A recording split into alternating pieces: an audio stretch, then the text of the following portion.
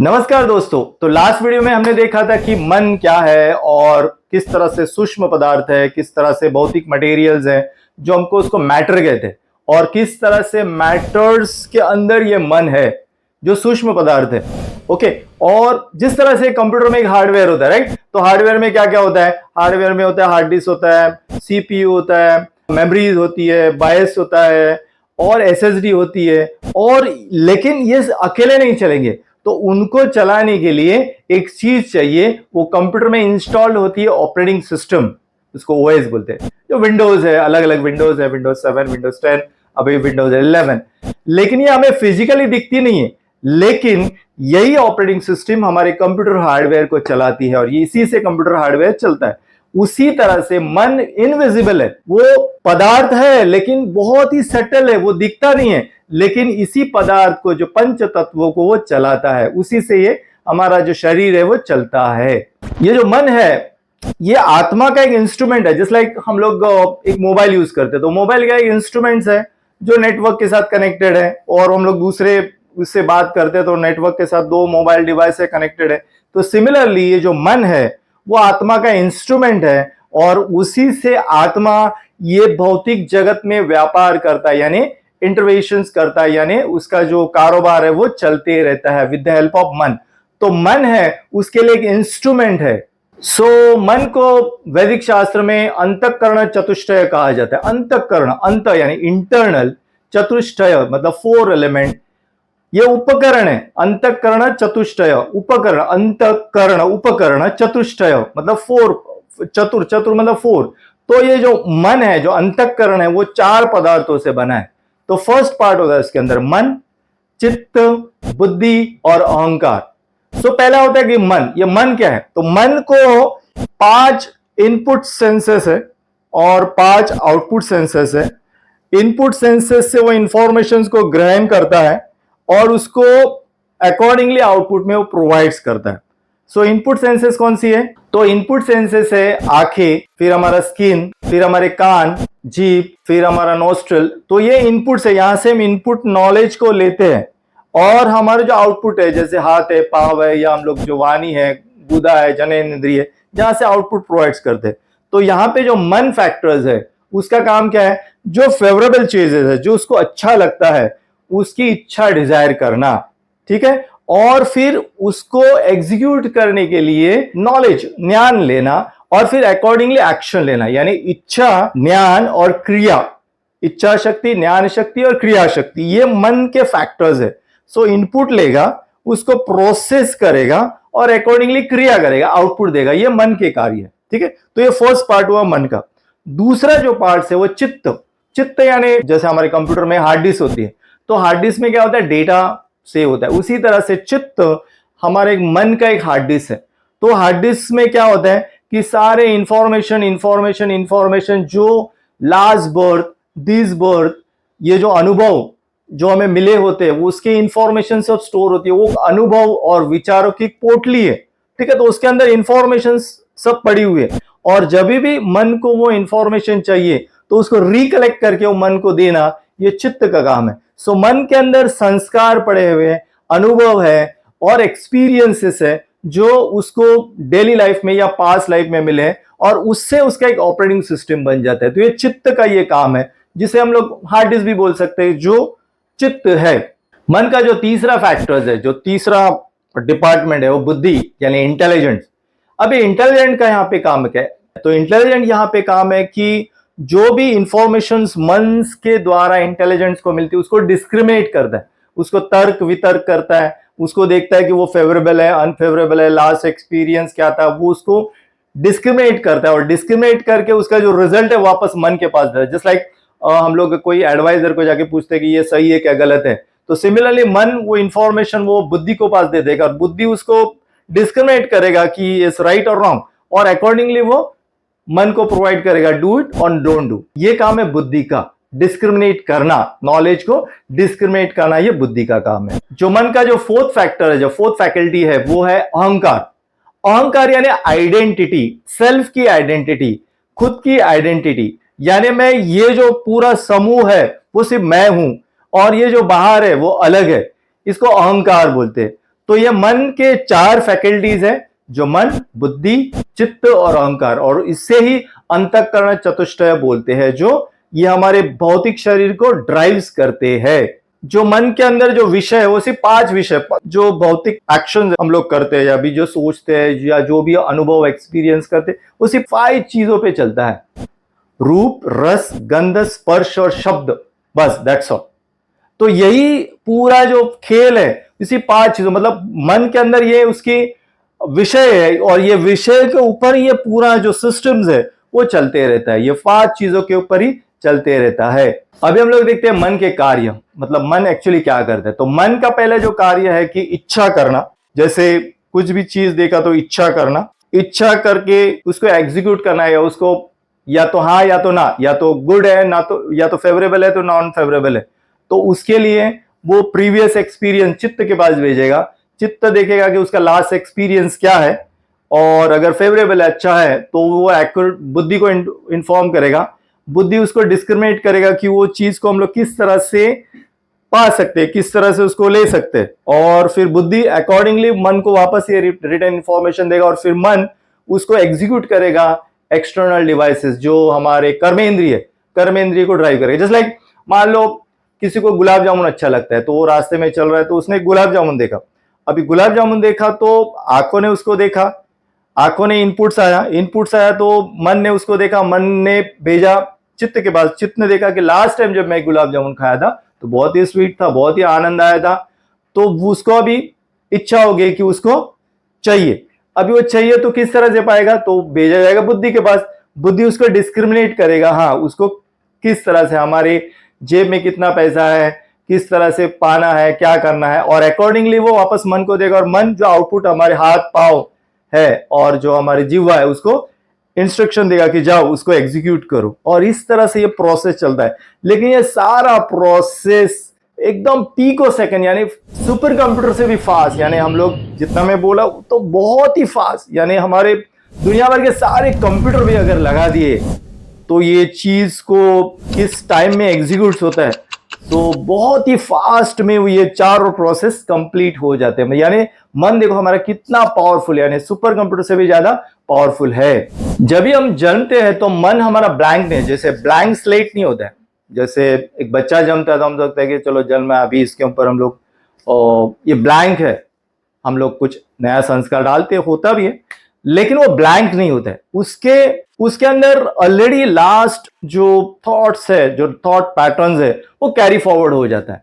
जिस लाइक एक एग्जांपल है, जैसे मैं प्रैक्टिकली देखा था कि माँ बाप है जो मंदिर में रहते हैं, दोनों एकदम धार्मिक, मंदिर में रहना, मंदिर में ही खाना, और उनके जो बच्चे को जो संस्कार दिए थे वो भी अच्छे संस्कार दिए थे, लेकिन वो बच्चा था वो क्या करता था कि स्कूल में जाके कुछ ना कुछ चीज उठा के लेके आता था। तो माँ बाप परेशान कि ये ऐसा क्या है, बच्चा 5 साल का बच्चा है, कुछ ना कुछ स्कूल से उठा के लेके आता था। सो माँ बाप बोले मैंने तो इसको संस्कार नहीं दिए थे, लेकिन हकीकत ये है कि कोई भी बच्चा वो ब्लैंक नहीं होता है। जो लास्ट बर्थ है उसका, जो लास्ट बर्थ का जो कैरी फॉरवर्ड है, जो थॉट्स पैटर्न्स है, जो उसका बिलीफ सिस्टम है, या जो संस्कार उसके ऊपर पड़े, वही कैरी फॉरवर्ड हो जाता है, अकॉर्डिंगली वो काम करता है। सो वो मन एक ब्लैंक नहीं होता है, यानी उसका जो चित्त है उसके अंदर ऑलरेडी एक ऑपरेटिंग सिस्टम बना हुआ है। जैसे हम बात कर रहे थे कि ऑपरेटिंग सिस्टम यानी हमारा मन ये भौतिक शरीर को चला रहा है, और हम लोग देखते हैं कि अलग अलग लोगों के अलग अलग नेचर्स होते हैं, अलग अलग तरीके से वो बिहेव करते हैं। अगर दोनों को सेम संस्कार दिए फिर भी उनके ओपिनियन डिफरेंट होते हैं। तो ऐसा क्यों होता है? तो बेसिकली जो ऑपरेटिंग सिस्टम बनती है या जो बिलीफ सिस्टम बनते हैं, जो संस्कार बनते हैं, वो 3 चीजों से मेनली बनते हैं। नंबर वन होता है कि लास्ट बर्थ में उसको क्या क्या एक्सपीरियंस हुए, उसका जो स्लेट है, उसका जो मन का जो चित्त है, उसके ऊपर ऑलरेडी संस्कारों का पोटली है, वो एक संस्कारों की पोटली है, वो कैरी फॉरवर्ड लेके आया, मतलब एक पैटर्न, एक तरीके से सोचना, एक तरीके से बात करना, एक तरीके से रहना है, वो एक लेके आया। उसके बाद ये जन्म में मिलने वाले संस्कार, जो उसको एक्सपीरियंस होते हैं, जो उसको सजेशन मिलते हैं, जो एजुकेशन मिलता है, उसका इफेक्ट आ जाता है। मतलब लास्ट बर्थ का पैटर्न फिर करंट बर्थ का पैटर्न, ये दोनों मिक्सचर हो, जस्ट लाइक 2 कलर्स को हम लोग जब मिक्स करेंगे तो एक तीसरा कलर जनरेट होता है। तो सिमिलरली जो लास्ट बर्थ प्लस ये न्यू बर्थ के जो दोनों विचार और एक्सपीरियंस जो उसको मिलते हैं वो कंबाइन होगा और एक नया पैटर्न क्रिएट्स होगा जो उसके ऑपरेटिंग सिस्टम बनती है। और एक चीज जो मन के ऊपर, हमारे थॉट्स पैटर्न के ऊपर बहुत ही ज्यादा इफेक्ट करती है वो हमारा फूड। क्योंकि जो भी हम लोग अन्न खाते हैं वो अन्न अगर सात्विक है तो इंसान वो सात्विक बन जाएगा, अगर वो तामसिक खाया तो तामसिक बन जाएगा, और राजसिक खाया यानी फूड हमारा बहुत मैटर करेगा। जैसे लाइक कोई जूस पी रहा है, ठीक है, जूस पी रहा है तो वो कैसे रहेगा कि हाँ उसको शांति, काम, पीस मिलेगा, है ना। या प्रसाद लेते हैं हम लोग तो शांति, पीस मिलते। लेकिन जब हम लोग कोई हॉट, स्पाइसी, बहुत तीखा ऐसा खाते हैं ना तो क्या होता है, वो पैशनेट हो जाता है। और तीसरा, हम लोग मान लो कोई शराब पीता है या कोई जो दुर्गंध आता है सब फूड खाता है तो उस तरह से वो बन जाएगा। यानी हमारा जो ऑपरेटिंग सिस्टम है या हमारा जो बिलीफ सिस्टम है या हमारा जो संस्कार का जो पैटर्न है, हमारा जो इस संसार में रहने का जो पैटर्न है, किस तरह से हम लोग रहते हैं, बिहेव करते हैं, वो ये तीन चीजों के ऊपर इफेक्ट करता है। एक तो पास्ट कर्मा, करंट हमारा एक्सपीरियंस, एंड तीसरा जो है हमारा फूड, जो फूड अन्न जो हम लोग खाते हैं उसका इफेक्ट, एक क्यूमुलेटिव इफेक्ट होता है और उससे एक हमारा एक ऑपरेटिंग सिस्टम बन जाता है। दोस्तों, भगवत गीता में भगवान कहते हैं कि इंद्रियों में मन मैं हूं। तो इसका मतलब क्या होता है? तो ऐसा कहा जाता है कि वैश्विक मन या एक यूनिवर्सल माइंड जो वहां पे है, और ये इंडिविजुअल माइंड है, यानी मेरा माइंड, इसका माइंड, उसका माइंड, उसका माइंड, आपका माइंड, ये सबका माइंड, ये इंडिविजुअल माइंड है। जस्ट लाइक एक कंप्यूटर सिस्टम में होता है ना कि एक जैसे हम लोग नेटवर्क करते हैं, कंप्यूटर में एक नेटवर्क करते हैं, कंप्यूटर्स को, सब कंप्यूटर को साथ साथ इंटरनेट है या जोड़ते हैं, तो वहां पे क्या होता है, एक सर्वर होता है, जो बड़ा कंप्यूटर होता है जो सर्वर बोलते हैं। अब ये सर्वर है और वो सर्वर के साथ अलग अलग कंप्यूटर उसको कनेक्टेड होते हैं, उसको वर्क स्टेशन बोलते हैं। तो ये जो work station, individual work station है, उनको अलग अलग आईपी एड्रेस दिए गए और वो वर्क स्टेशन ये सर्वर के साथ डेटा एक्सेस कर रहे हैं। और ये सर्वर को पता है कि कौन सा कंप्यूटर क्या क्या डेटा एक्सेस कर रहा है, कब कब एक्सेस कर रहा है, उसको वो अथॉरिटी उतनी दे गई। तो उसके अंदर सारे ये रिकॉर्ड्स वो सर्वर के अंदर रहते हैं। सिमिलरली ये एक वैश्विक मन है जो यूनिवर्सल माइंड है, जो जिसे हम भगवान कह सकते हैं, और वो यूनिवर्सल माइंड के साथ ये सारे जो इंडिविजुअल माइंड है वो सारे के सारे कनेक्टेड है। तो यानी जो भी हम लोग सोचते हैं, जो भी हमारा थिंकिंग पैटर्न्स है, वो इमीडिएटली वहां पे सर्वर पे जाके रिकॉर्ड हो जाता है। और हमारी सोच ही एक्चुअली कर्म है। हमारा, हम जो सोचते हैं वही एक्चुअली हमारा कर्म है। जिस लाइक एक भागवत में एक कथा है जड़ भरत का। तो जड़ भरत का कहता है कि वो जो राज वगैरह सब छोड़ के जंगल में चला जाता है रहने के लिए, और जब जंगल में चला जाता है तो वहां पे वो भगवान का ध्यान करता है, भगवान की पूजा करता है। लेकिन एक दिन क्या होता है कि उसको एक छोटा सा हरिन मिल जाता है, उसको वो अपने साथ ले लेता है, क्योंकि वो जंगल में वो हरिन को कोई शेर या लायन खा जाएगा, तो उसको प्रोटेक्ट करने के लिए वो ले लेता है। लेकिन ऐसा होता है कि उसके हरिन के साथ उसका बहुत ही अटैचमेंट हो जाता है, बहुत ही अटैचमेंट, जो उसको सुबह उठा तो हरिन चाहिए, दोपहर को खाने के लिए हरिन चाहिए, मतलब उसके साथ ही खाएगा, साथ ही खेलेगा, साथ ही, मतलब साथ ही हमेशा उसी के बारे में सोचता रहता था। थोड़ा वो दिखी नहीं तो वो डर जाएगा, अरे किसने, कोई शेर वेर ने खा तो नहीं लिया ना उसको। तो वो हमेशा वो हरिन के ऊपर सोचता था। एक दिन ऐसा हुआ कि वो जब जड़ भरत का मृत्यु नजदीक आ गया और मृत्यु के वक्त भी वो हरिन के ऊपर सोच रहा था, हरिन के बारे में सोच रहा था, और उसकी मृत्यु हो गई। तो अगला जो जन्म उसका हुआ वो हरिन का ही हुआ।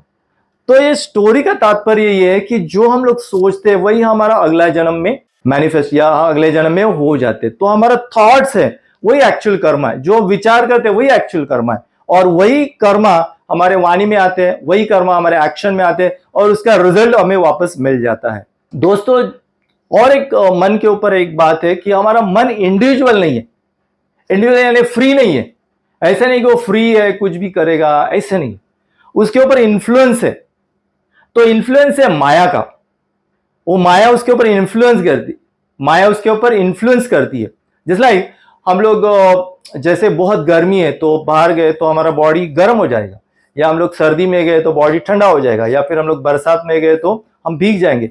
सिमिलरली तीन गुण, सत्वगुण, रजोगुण और तमोगुण का प्रभाव ये कॉन्स्टेंटली हमारे जो मन है उसके ऊपर पड़ता है। और मन अगर सात्विक इन्फ्लुएंस में है तो हम लोग सात्विक बन जाते हैं, जब हम लोग राजसिक इन्फ्लुएंस में है तो राजसिक बन जाते हैं, और जब तामसिक इन्फ्लुएंस है तो तामसिक बन जाते हैं। तो अब ये सत्वगुण, रजोगुण, तमोगुण है क्या? तो सिंपल सा है, सिंपल है कि हम लोग तीन, रामायण के तीन भाई, रामायण में तीन भाई थे, रावण, विभीषण, कुंभकर्ण।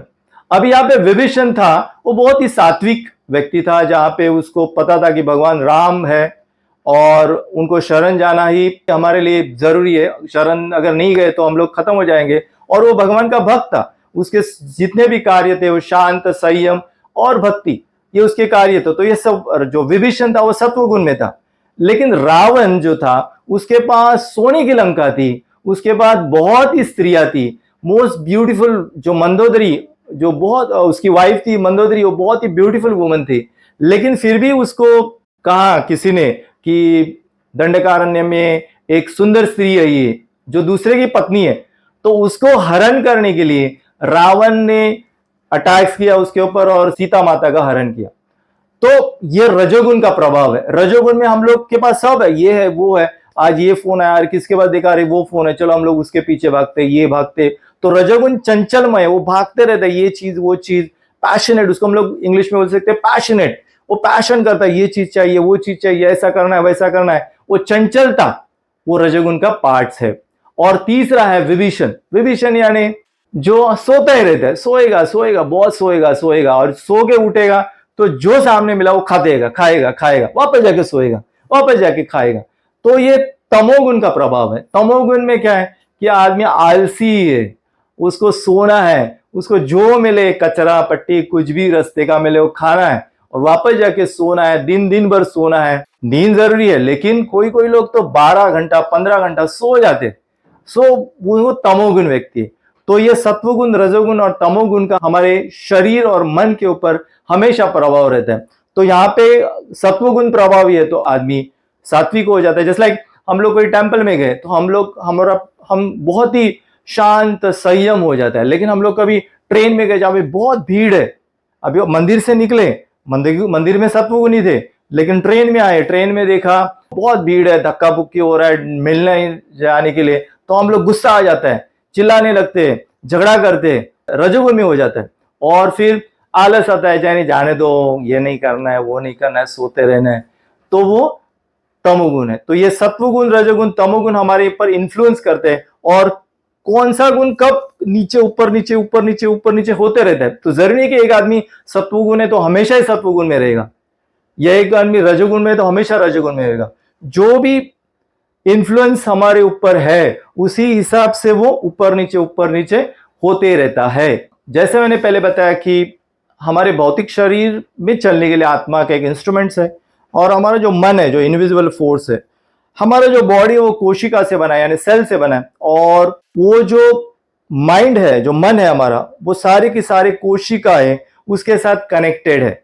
यानी हमारे बॉडी के अंदर अलग अलग एनर्जी ट्यूब्स है, जिसको हम नाड़ी कहते हैं, और वो नाड़ी हमारे पूरे बॉडी के अंदर संचार करती रहते हैं। वहां से एक प्राण वायु, जो प्राण मतलब जो एक एनर्जीज है, और वो एनर्जी सर्कुलेट होती रहती है, और जहां से इंफॉर्मेशन फ्लो होती रहती है। और मन के अंदर जो थॉट्स आते हैं, जैसे पॉजिटिव थॉट्स, यानी शांति, समाधान, सहनशीलता, ऐसे थॉट्स है, तो पॉजिटिव थॉट्स अगर हम लोग कंसीडर करेंगे तो वो मन वो इंफॉर्मेशन वो सेल्स को प्रोवाइड करेगी। लेकिन अगर डर, चिंता, क्रोध, तो वो इंफॉर्मेशन अगर डर, या स्पेशली डर और चिंता, ये सब जब विषय हमारे मन के ऊपर आ जाते हैं, तो वो इंफॉर्मेशन तुरंत वो सेल्स को प्रोवाइड करती है, और वो सेल्स तभी वाइब्रेट होना चालू कर देते हैं, और वो सेल्स डैमेज हो जाते हैं, वो मरना चालू करते हैं, और हमारे बॉडी के अंदर डिजीज क्रिएट्स होने, अलग अलग टाइप्स के जो रोग है वो क्रिएट्स हो जाते हैं। तो ये एक सेल थियरी है, और हमारे बॉडी के अंदर उनको चलाने के लिए अलग अलग एनर्जी सेंटर्स है। मतलब मन जो है वो ड्राइव कर रहा है, और जहाँ पे जस्ट लाइक इलेक्ट्रिक प्लग होता है, अलग अलग जगह पे इलेक्ट्रिक प्लग होता है। एक इलेक्ट्रिक प्लग पे हम लोग एसी लगाते हैं, एक इलेक्ट्रिक प्लग पे हम लोग वॉशिंग मशीन लगाते हैं, एक इलेक्ट्रिक प्लग पे हम लोग हीटर लगाते हैं, या और कुछ लगाते हैं, लाइट्स लगाते हैं। तो सिमिलरली हमारे बॉडी के अंदर जो 7 इलेक्ट्रिक पॉइंट्स है, या एनर्जी सेंटर्स है, जिसे हमें चक्रास कहते हैं, और वो चक्रास से सब एनर्जी ट्यूब्स अलग अलग जगह पे गए, और सहस्त्रार से मूलाधार चक्र तक अलग अलग एनर्जी पॉइंट्स है और वहां से एनर्जी जो है वो फ्लो होती रहती है और बॉडी को संचालित करती रहती है। तो इसके लिए हमारी सोच बहुत इंपॉर्टेंट है। अगर हम लोग थॉट पैटर्न्स है वो हमारे पूरे बॉडी और एनवायरनमेंट पे इफेक्ट गिराता है। सो दोस्तों, thank you very much for watching this video. और थर्ड वीडियो में हम लोग इसी चीज को आगे बढ़ाएंगे कि किस तरह से हमारे विचार एनवायरनमेंट पे इफेक्ट डालते हैं, कौन से विचार हमारे बॉडी एनवायरनमेंट और किस तरह से उनका पॉजिटिव और नेगेटिव इफेक्ट आता है, उसको हम लोग थर्ड वीडियो में देखेंगे। सो अभी के लिए थैंक यू वेरी मच।